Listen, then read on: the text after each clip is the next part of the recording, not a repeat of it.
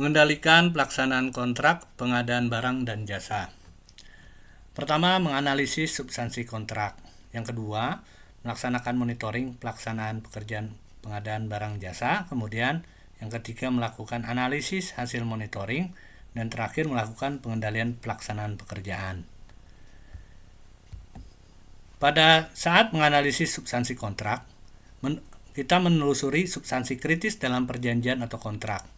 Kemudian, menganalisis substansi kontrak yang kritis, menetapkan teknik monitoring, menyusun rencana monitoring substansi kritis, dan mengkonsultasikan rencana monitoring kepada pimpinan.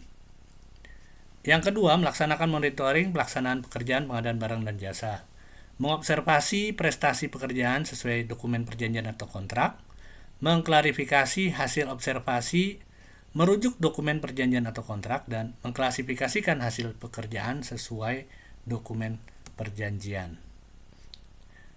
Dan melakukan analisis hasil monitoring, mengapresiasi prestasi pekerjaan yang sesuai dengan dokumen perjanjian atau kontrak, dan menelusur prestasi pekerjaan yang tidak sesuai dengan dokumen perjanjian atau kontrak, mengkaji penyebab ketidaksesuaian prestasi pekerjaan dengan dokumen perjanjian dan kontrak, dan menganalisis usulan pengambilan keputusan terkait ketidaksesuaian prestasi pekerjaan dengan dokumen perjanjian atau kontrak, dan mengonsultasikan usulan alternatif keputusan kepada pimpinan. Dan yang terakhir adalah melaksanakan pengendalian pelaksanaan pekerjaan. Pemeriksaan pelaksanaan pekerjaan memeriksa pelaksanaan pekerjaan, kemudian menegur penyedia barang jasa terkait ketidaksesuaian pelaksanaan pekerjaan. Berikutnya, memeriksa ulang respon perbaikan pelaksanaan pekerjaan, kemudian mengusulkan penerapan penalti sesuai peraturan terkait pengabaian atas teguran, dan menerapkan penalti sesuai lingkup kewenangan. Ya, tipe dan jenis monitoring. Ada 3 aspek masukan sebagai input, dan aspek proses atau aktivitas, dan aspek keluaran atau output.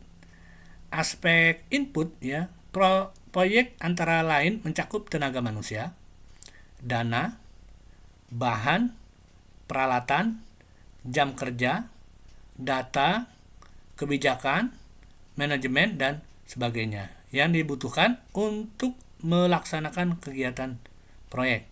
Kemudian aspek proses atau aktivitas, yaitu aspek dari proyek yang mencerminkan suatu proses kegiatan seperti penelitian, pelatihan, proses produksi, pemberian bantuan, dan sebagainya. Yang ketiga, aspek keluaran, yaitu output, yaitu aspek proyek yang mencakup hasil dari proses yang terutama berkaitan dengan kuantitas, jumlah, dan kualitas atau mutu. Berikutnya,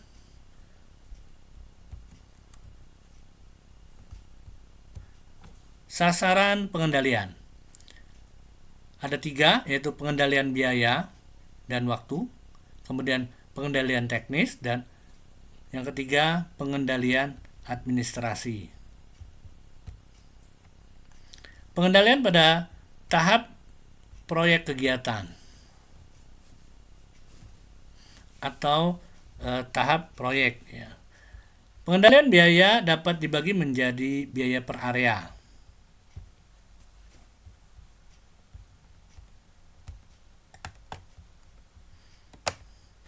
kemudian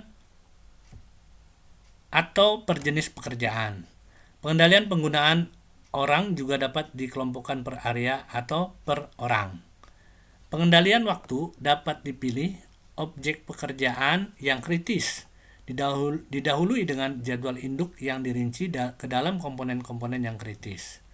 Kemudian diperlukan analisis, pemantauan, dan analisis kinerja pekerjaan. Dan terakhir, juga perlu dikaji apakah pekerjaan telah sesuai dengan prosedur dan peraturan yang ditetapkan.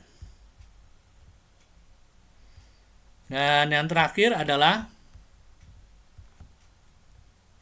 pengendalian administrasi.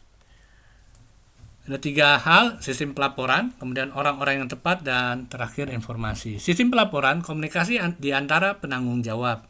Kemudian mengetahui yang sedang terjadi di lapangan. Orang-orang yang tepat artinya bertanggung jawab terhadap setiap pekerjaan, pimpinan yang mengintegrasikan laporan, kemudian untuk penyesuaian dalam kegiatan.